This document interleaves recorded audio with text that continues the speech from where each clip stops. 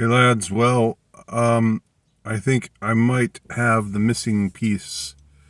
I'm saying that very dramatically, but I think I'm not the first person to talk about this. It's out there for everybody to see. It's out there even on YouTube,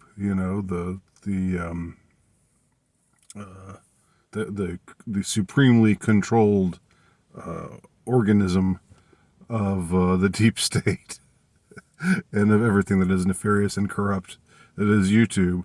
Well, I mean, I'm on YouTube as well, so what does that say about me?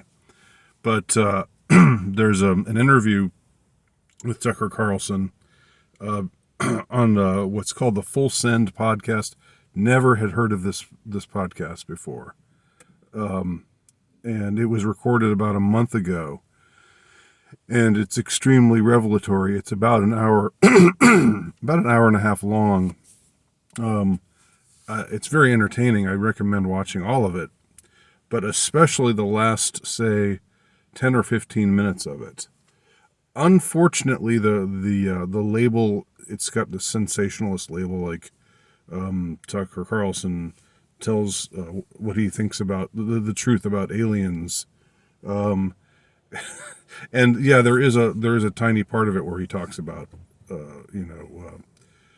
these beings or these seeming life forms that may be from off-world, may not be, but how the story of what's various things that they've done and servicemen who have been killed in their presence, how that's been covered up, and that's kind of interesting, but that's not the focus of the interview. So I think that's a highly misleading title.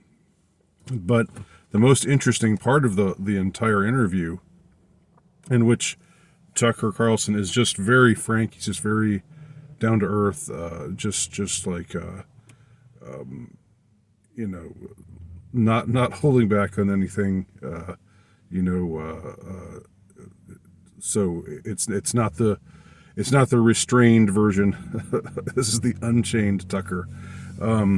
He's cussing up a blue streak, and he's just saying exactly how he feels about everything. But near the very end, the last 10 or 15 minutes, he says, "I'm so ashamed to be a part of this media establishment for so long." And I'm paraphrasing here, but what he says is, I've lived most of my life, and he's older than me. Looks younger, looks about 15 years younger than me.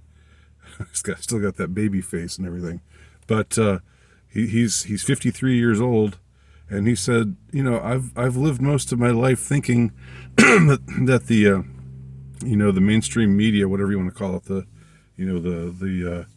the highly funded media, he worked for CNN before he worked for Fox, and he worked for, I think, Good Morning America. Like he was in, he was a part of that beast for a long, long time. And he actually believed that they were telling the truth. He actually thought for a long time that they were actually out to, this is the fourth estate, right? And they were actually out to expose the truth and keep people in power honest and that sort of thing. And then he was only realized recently, he says, and I feel so stupid about it. he really he talks about how ridiculous he feels now to have come to the conclusion or to have reached the realization that the media is not there to shine the light of truth on things. It's not there to expose corruption in high places. It's there to do the bidding of the corrupt people in high places, and that's why they only tell certain stories in a certain way, and they completely ignore other things that are totally newsworthy. And he said, he says, I was a part of that. I believe in the Iraq War. I thought the Iraq War was a good thing, and I thought we were doing good over there, and I believe the lies, and that takes some cojones. I mean, to be somebody who he hadn't been fired yet, right? He was still a part of the machine, basically. At that point, he still had his show at the point when he was recording this podcast. But he was saying, man, I was duped I'm such an idiot. I was duped for so long. I grew up in it. I guess his dad was also in the media. They grew up in DC, in the middle of it all. And they just, and he says, I feel ashamed that I dismissed people, that I laughed at people without hearing them out. And it's very powerful. I would recommend, I recommend watching the whole thing, but if you don't have time, watch the last 15 minutes of the podcast.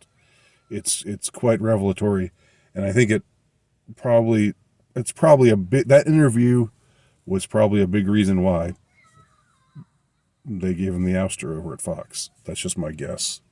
There are probably some other things as well, but that's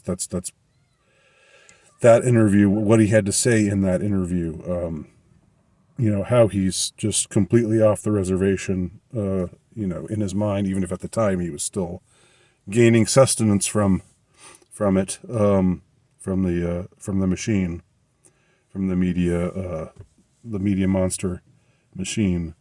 His mind was already elsewhere. He knew that it was all a lie. So watch it. Watch this video and judge for yourself if you haven't already seen it. And I will link it below.